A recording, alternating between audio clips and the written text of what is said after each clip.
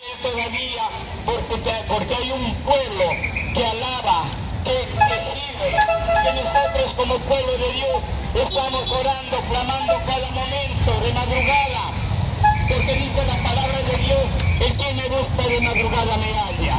Por eso que todavía Dios tiene su misericordia, porque Él ha prometido, dice, yo soy grande en misericordia y lento para la ira. Hay un pueblo en este mundo entero, cuantos nosotros tenemos que alabar con lágrimas en los ojos, que tarde su venida para que este pueblo malo y perverso se arrepienta y busque al Dios verdadero, porque nosotros no adoramos a imágenes hechas por mano de los hombres, construidos con alambres, con hierros.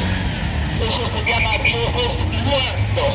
Nosotros alabamos a un Dios vivo que vive por los siglos